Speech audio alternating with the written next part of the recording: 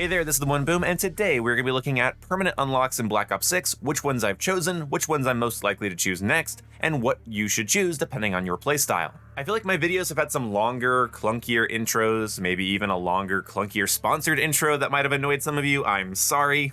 This video is sponsored by Glitch, by the way, but I'm just going to hop right into this with something you shouldn't do when permanently unlocking items. So right now, we don't know what bundles and Battle Pass items are going to be available in the coming seasons. So if you are somebody that's not going to be grinding through half of the prestiges in the game in 1 month like a content creator, and each prestige is going to probably take you a month or more, do not stress about permanently unlocking any of the weapons in the game.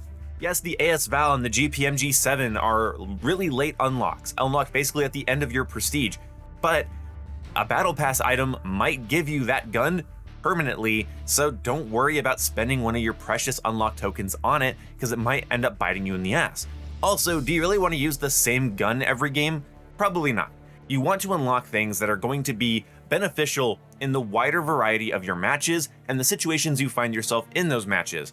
And weapons come and go. Focus on weapons early on in the game, progress them, level them up, learn them, unlock camos on them. Don't stress about not having a late unlock weapon, because a weapon is only going to be useful in certain situations, certain maps, certain playstyles. You aren't going to want that LMG, that assault rifle, that DMR every single game, so give yourself more universally applicable things.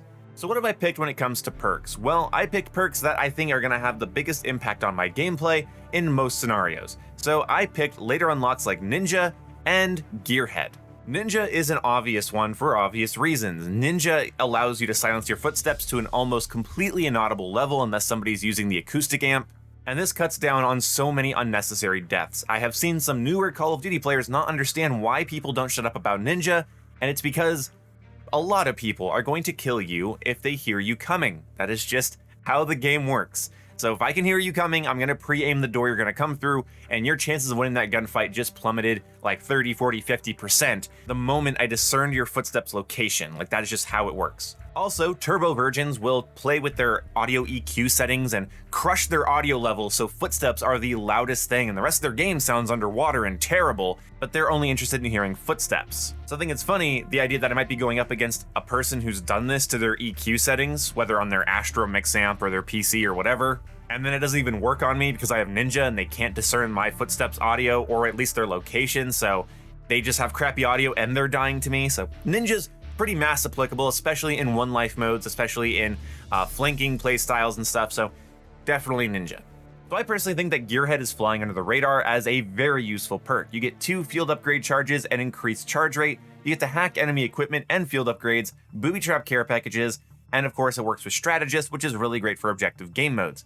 So in my opinion, field upgrades drastically change the speed, pace, and control of a match. Assault packs are really great for allowing your team to just bombard objectives with grenades. Using trophy systems is great to counter against that. Using Scrambler is great to rack up extra score. And when playing solo, like I mentioned this in my playing solo guide, which I might link at the end of this video, tactical insertions are incredibly good for securing map control, because when you're playing solo, it's really hard to secure a little corner of the map or a power position. So having a tac insert allows you to fight from that position, push forward, and if you die, you come right back. You don't have to lose all of your progress. It gives you essentially a second chance. And Gearhead can allow you to have 2 built-up charges of tac insert, so you can place one, go off, kill people, die, respawn on your tac insert, place it again, and you can maintain that map control and give the enemies a pretty big fucking headache. Gearhead is an S tier perk, and it is a shame it's been flying under so many people's radars. When it comes to wildcards, I have Gunfighter and I have Perk Greed. A lot of you guys are here from my Perk Greed video. I gained so many subscribers and viewers from that, so if you're here from that video, welcome, hi, thanks for subscribing. When it comes to Perk Greed, it's essential. Perk Greed is better than Gunfighter in every way, but the second best wildcard in the game is Gunfighter. So when it comes to Perk Greed, the ability to have Ghost and Ninja, my personal favorite, which is just like Assassin, double time, and dexterity, so I get the Enforcer bonus, and then with Perk Greed I use Ninja, and then I am completely silent with increased hack sprint, and I have better gun handling traits, and I get more bonus points on killing certain people. It's really, really convenient. Perks are everything, so Perk Greed is of course one of the most powerful things in the game, because you can stack 3 perks of a color, get the specialty bonus from that, and then get that extra perk that really helps flesh out your playstyle. Like, we just got a green perk that allows you to just not set off booby traps, and that's gonna go really well with a Ghost Ninja double time flanking class. That way you can just run around and not worry about setting off any proximity alarms, blast traps, spring mines, anything like that. So if you're a gunfighter enthusiast, I recommend the perk greed wildcard. First of all, it's unlocked incredibly late, much later than gunfighter, and also it's just better. I'm sorry, perks are gonna help you in almost every instance, whereas not every attachment is needed on every single gun. But that does bring us to gunfighter. Gunfighter is something that I just want to have all the time because some guns are fussy. Some guns have weird recoil or weird mobility or weird something that I need to get a handle on, and the only way to do that sometimes is by giving myself the full 8 attachment smorgasbord. Seeing how these are the most useful wildcards in the game, it makes sense to have both of them be your first permanent unlocks. I would say that Perk Greed and then Ninja are your best 2 first options, but Perk Greed and Gunfighter is also just fine.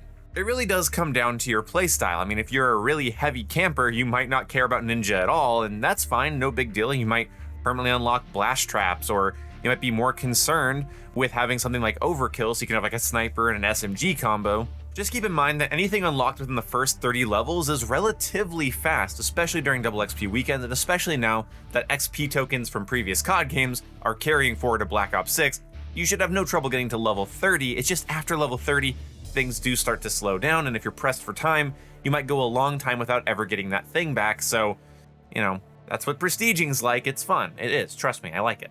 My last permanent unlock so far in my prestige journey that I had to prioritize at least at some point was Stim Shot. And Stim Shot is pretty essential on small maps and for aggressive playstyles, and also it keeps you from having to use the Enforcer specialty because it allows you to manually heal yourself and get right back into a gunfight. Stim Shots are powerful in this game, and sometimes they don't even give the enemy shooting you an indicator that you've recently used a Stim Shot, and it's actually leading a lot of people into believing the stupid skill-based damage argument. You see those clips of people using like a 5-shot kill assault rifle, they get 4 out of 5 shots, and then the person runs away and like stims. I mean, it's really obvious that they are if you know what the stimming animation looks like in third person, but the game doesn't really give you an indication that they're stimming. So on your screen, you put 4 out of 5 bullets on, and then they got away and they stimmed, they start getting their health back immediately, and then you have to put another 3 to 4, maybe the full 5 shots in them again, if you give them enough time to get away. And yeah, I mean, I can activate a stim while sliding through a doorway, so you can put bullets into me. I can start stimming, slide through a doorway, and by the time you catch me and start shooting me again, I'm already at full health. It's actually a little bit broken, and so I would say use it until they nerf it. And just like how Ninja is gonna piss off those people that mess with their EQ, this is gonna piss off stupid people that think that skill-based damage exists in the world's most popular FPS game. It's not the most popular, but it is the most purchased, as you do have to purchase it to get in. So Fortnite, you're not a part of this discussion. You're a free-to-play game that my nephew can play on his Switch Lite. You don't count. But those are the things I've chosen so far. I believe my next choices are going to be Cold-Blooded, Tactical Insertion, and possibly Tac Mask. Tac Mask is unlocked, unfortunately, very late and has to be used with Perk Greed in order to combine it with Flak Jacket, because Treyarch's just really cool about balancing perks this year, but it just feels like such a boring permanent unlock. I don't think I will, whereas Cold-Blooded really does help you fully build out a stealth playstyle or an anti-streak playstyle. I also really like drill charges, so I might permanently unlock those, but it kind of just depends.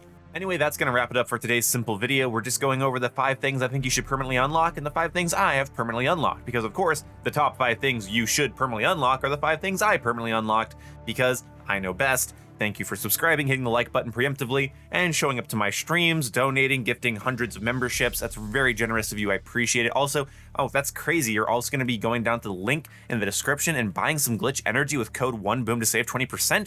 That's bizarre, unheard of, unreasonable, but I appreciate you for it. Anyway, see you when I see you guys. Goodbye.